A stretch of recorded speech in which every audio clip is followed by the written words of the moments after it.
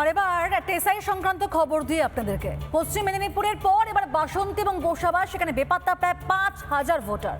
বাসন্তী ব্লকে সেখানে তো খোঁজ নেই 3,708 জন ভোটারে, আর গোসাবাতে সেখানে নিখোঁজ আবার 1,345 জন ভোটার। আর প্রশ্ন এখানে, কোথায় গেল এই হাজার হাজার ভোটার? প্রশ্নের মুখে তুঙ্গে তরজা। বাসন্তী ব্লক এবং গোসাবা ব্লকে এসআইআর চালু হতেই উধাও ভোটার।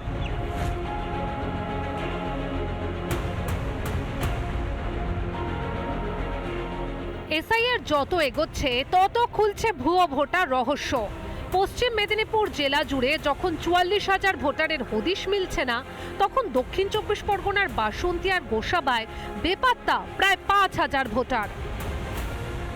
বাসন্তী ব্লকের মোট ভোটার সংখ্যা 2,76,293 জন এবং এই ভোটারের মধ্যে প্রায় 3,708 জন ভোটার নিখোঁজ এবং গোসাবা ব্লকের 1,345 জন ভোটার নিখোঁজ।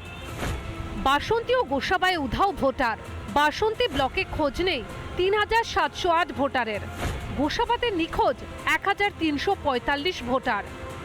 এসআইআর নিয়ে মানুষকে আতঙ্কের মধ্যে বিজেপি ফেলে দিয়েছে, নির্বাচন কমিশনার ফেলে দিয়েছে। এসআইআর নাম করে ব্যাকডোর তো সিএ বা এনআরসির পরিকল্পনা করছে। বিএলএদের মারফত যে তথ্য, সেই তথ্যের সংখ্যাটা আরও হিউজ পরিমাণ হওয়া উচিত এবং আমরা সে বিষয়ে আমাদের যথাযথ কমপ্লেন করার যে পদ্ধতি আছে সেই কমপ্লেনগুলো আমরা করব এবং আমরা আমাদের সেই তথ্য নিয়ে ইসিআইকে, আমরা ডিএমকে, আমাদের বিডিওকে, চিফ ইলেকট্রাল অফিসার যিনি আছেন ইলেকশন ওসি, তাদেরকে প্রত্যেককে আমরা অভিযোগপত্র জানাবো। বাসন্তী ব্লকে মৃত ভোটারের সংখ্যা 8,352 জন। 3,860 জন ভোটারের ম্যাপিং করা সম্ভব হয়নি। অন্যদিকে গোসাবা ব্লকে মৃত ভোটারের সংখ্যা 5,151 জন। দক্ষিণ 24 পরগনা জেলার ক্যানিং থেকে রঞ্জিত সর্দার, রিপাবলিক বাংলা।